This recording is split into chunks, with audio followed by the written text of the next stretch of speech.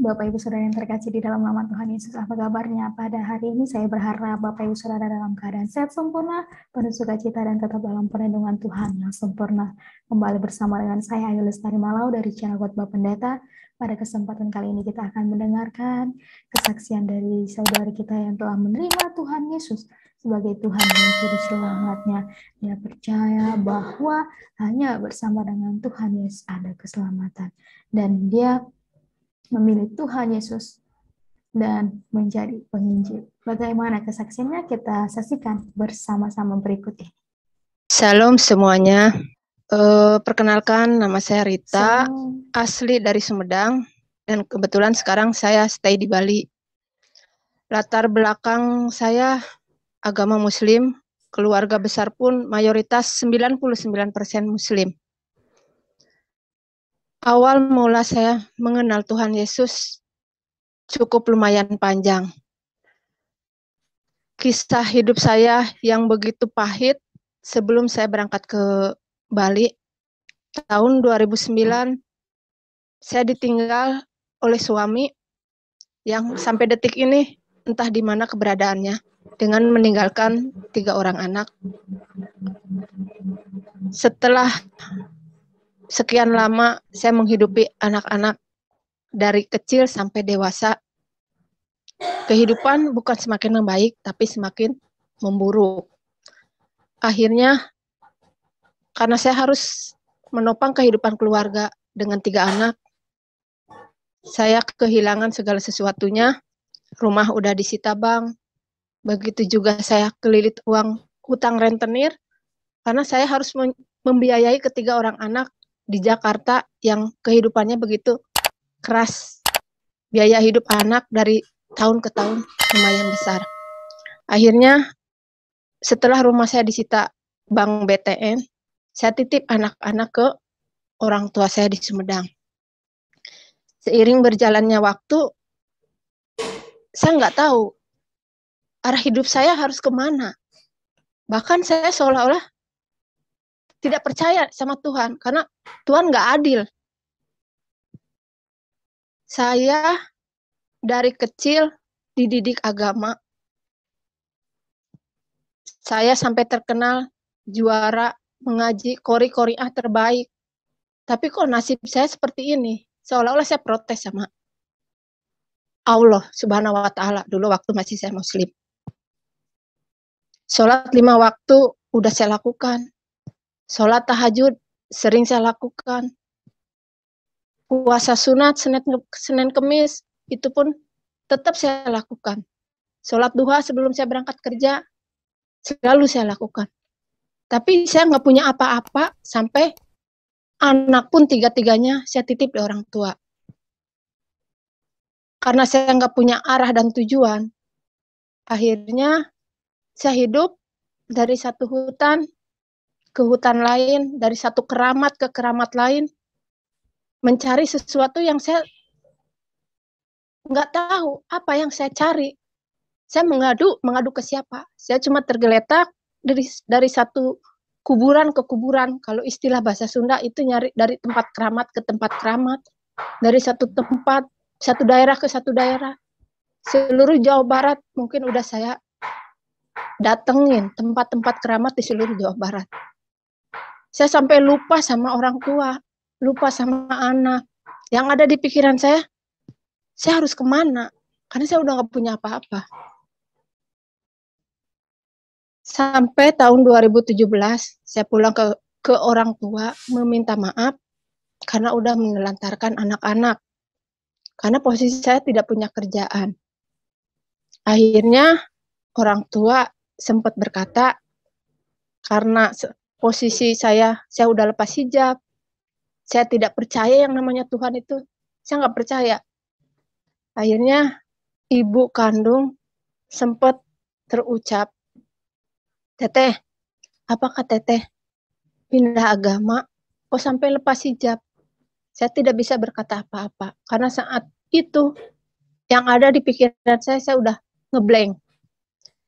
Karena kehidupan saya di Jakarta dari hari ke hari udah tidak memungkinkan saya bertahan hidup. Iya, Suatu Sir. ketika tahun 2018 terlintas di pikiran saya harus berangkat ke Bali. Karena ya mungkin suatu petunjuk ataupun apapun saya nggak ngerti, cuma terlintas pergilah ke Bali karena apa yang kamu cari akan kamu temukan di Bali. Saya nggak punya uang seperak pun, saya modal berangkat ke Bali. Karena kata-kata itu selalu terngiang di telinga saya. Berangkatlah ke Bali. Apa yang kamu cari akan kamu temukan di Bali. Saya berangkat dari Sumedang, nyampe terminal Cirebon. Dari Cirebon, saya bingung.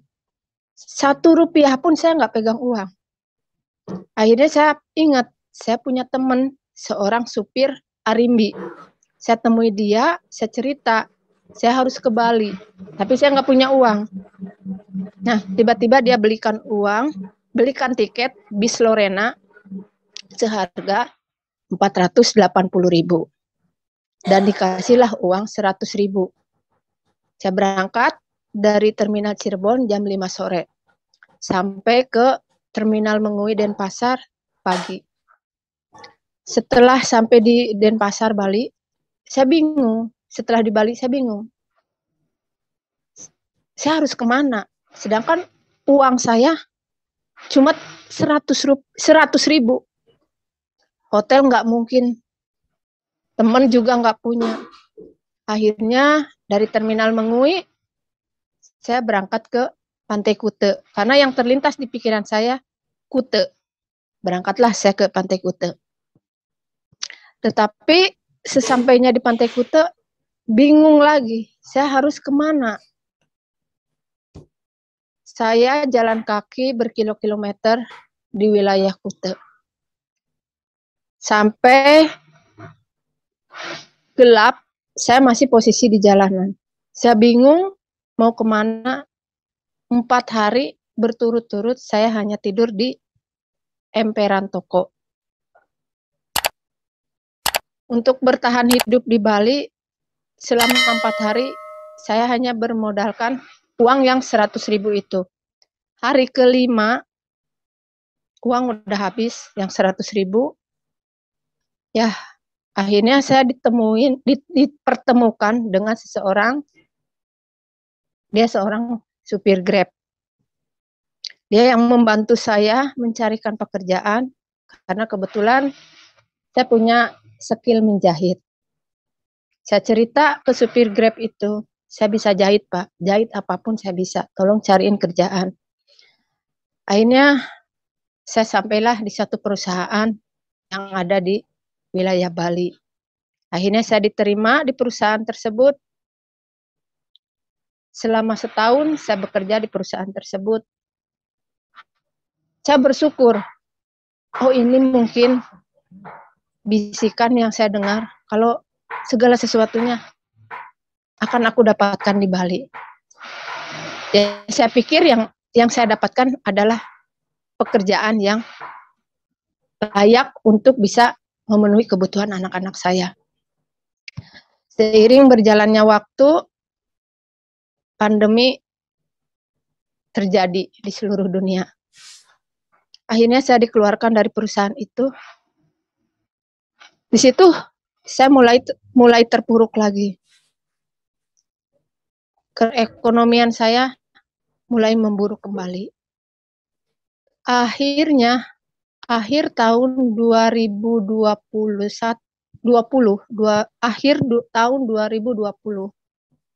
bulan Desember, di situ saya mulai berada di titik hidup yang paling jenuh kembali. Cicilan motor 3 bulan tidak terbayar. Saya dikejar-kejar terus sama pihak EPF. Begitu juga kos-kosan saya nggak mampu bayar karena memang saya udah dikeluarkan dari perusahaan.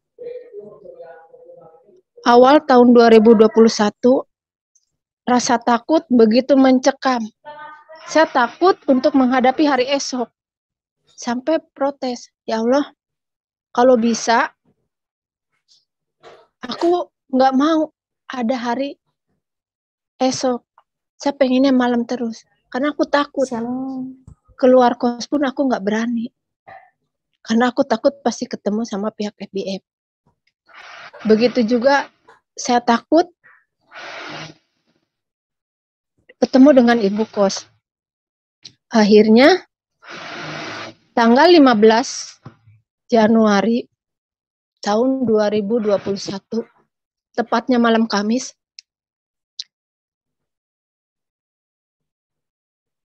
tanpa saya mengerti, antara setengah dua malam, setelah saya dari toilet buang air kecil, tiba-tiba saya melihat sosok sinar yang begitu terang. Terangnya luar biasa. Yang awalnya saya kira sinar terang itu berasal dari handphone saya yang memang saya silent gitu. Posisi kamar kos saya gelap karena memang saya terbiasa mematikan lampu di saat istirahat. Tapi setelah saya lihat, sinar itu bukan berasal dari handphone, tapi berasal dari sosok seseorang yang berdiri tegak, yang persis ada di ujung kakiku, di ujung kasur, tapi tidak terlihat mukanya, yang terlihat hanya jubah putih. Dan jubah putih itu pun ditutupin ke tangannya yang sebelah kiri. Tangan sebelah kanannya dijulurkan ke saya seolah-olah, ayo. Mungkin saya melihat sinar itu sekitar 6 detik. Setelah itu saya terduduk, mengingat kembali apa yang saya lihat tadi. Sambil bertanya-tanya, apakah aku mimpi? Apakah aku ini nyata melihat sesuatu yang saya lihat tadi? Setelah saya duduk, saya membaringkan kembali, beristirahat kembali, sambil terus bertanya, apa sih yang saya lihat tadi? Akhirnya, keesokan harinya, saya mencari arti yang saya lihat di Google. Saya coba klik di Google, arti sebuah mimpi kedatangan sinar. Dan ada sebuah artikel di Google yang mengatakan, itu adalah Isa Al-Masih. Saya nggak paham. Isa Al-Masih itu apa? Akhirnya saya mencoba mencari tahu di YouTube tentang apa yang saya lihat. Akhirnya setelah saya buka YouTube, menemukan sebuah channel YouTube yang milik Ibu Nopita di Medan.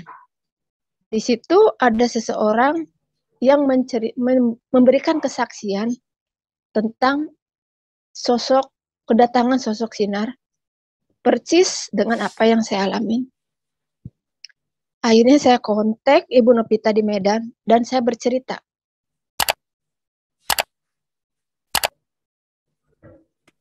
Pada awal saya bercerita ke Ibu Nopita spontan hanya menjawab, selamat datang di kerajaan Tuhan. Saya nggak mengerti maksud Ibu Nopita berbicara seperti itu. Akhirnya saya tanya, Ibu, maksudnya apa? Saya ini Muslim, Bu. Nggak mungkin saya didatengin Tuhan Yesus. Sedangkan saya agamanya Muslim. Ibu Nopita hanya memberikan satu jawaban. Yes, Jawaban berikutnya seperti ini. Ibu harus bersyukur. Banyak yang dipanggil, sedikit yang dipilih. Ibu termasuk yang dipilih Tuhan. Setelah saya mendengar jawaban dari Ibu Nopita seperti itu, akhirnya saya tutup telepon saya Ibu Nopita dan merenung beberapa hari. Saya renungi semua jawaban dari Ibu Nopita. Sambil bertanya-tanya dalam hati. Ya Tuhan, apa benar yang aku lihat kemarin adalah engkau? Tapi kan aku masih muslim, aku muslim. Tapi setelah itu, kejadian malam Kamis, saya melihat sosok sinar yang begitu terang. Hari Minggu pagi, kebetulan yang paling pojok kosan saya itu orang Nasrani, orang Makassar. Dia memutar lagu rohani yang liriknya, Bapa sentuh hatiku, ubah hidupku menjadi yang baru. Mendengar kata-kata itu, tiba-tiba saya spontan menangis, nggak henti-henti saya menangis. Saya nggak ngerti kenapa saya menangis. Saya nggak ngerti apa yang saya tangisin. Akhirnya saya kontak kembali Ibu Novita. Bu, tadi pagi saya mendengar lagu yang syairnya, kata-katanya seperti ini. Bapak sentuh hatiku. Akhirnya Ibu Novita hanya memberikan satu jawaban. Dalam lagu itu ada kuasa Tuhan, Bu. Saya masih belum mengerti apa arti kuasa Tuhan.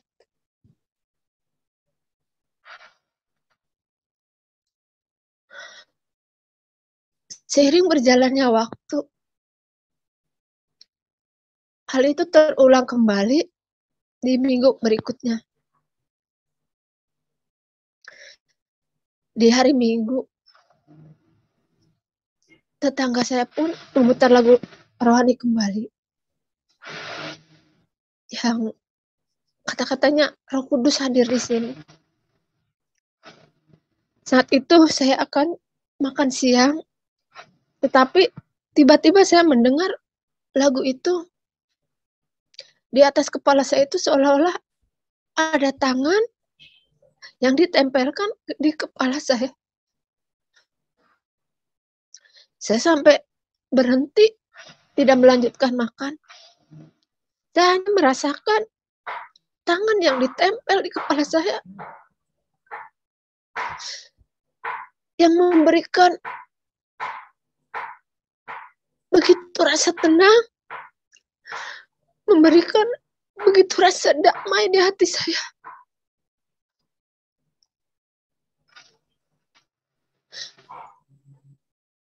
Setelah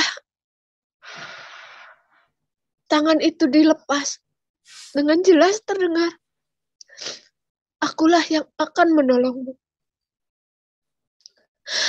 Akhirnya saya kontak kembali ke Ibu Novita. Bu, saya mengalami sesuatu yang memang saya nggak ngerti.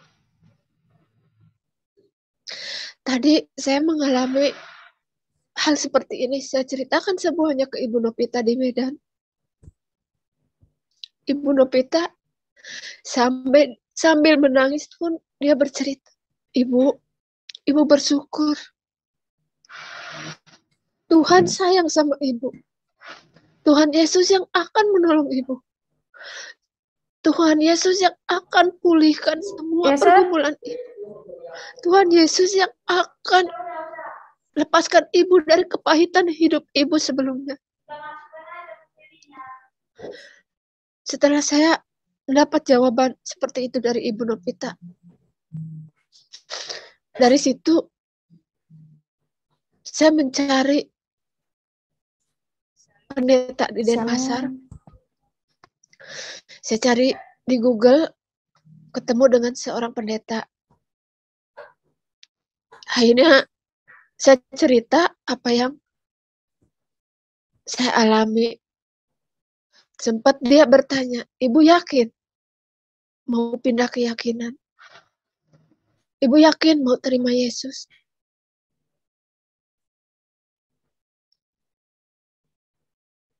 Tanpa saya basa-basi, setelah saya mendapat penjelasan dari Bu Novita, saya mengiyakan kalau saya memutuskan untuk ikut Yesus. Sungguh luar biasa kesaksian dari saudara kita. Kita mendoakan ibu ini juga agar imannya semakin dikuatkan, dia semakin dekat dengan Tuhan, dan kasih Tuhan selalu menyertai, memberkati ibu dan keluarganya. Dan mari kita semakin percaya kepada Tuhan, ada harapan yang luar biasa, dan masa depan kita aman bersama dengan dia. Dan mari kita melakukan apa yang menjadi bagian kita, dan melakukan penginjilan dan mengabarkan kebaikan kasih Tuhan dalam setiap kehidupan kita, kita menjadi saksinya, dan semakin banyak lagi jiwa-jiwa yang mengenalkan kasih Bapa.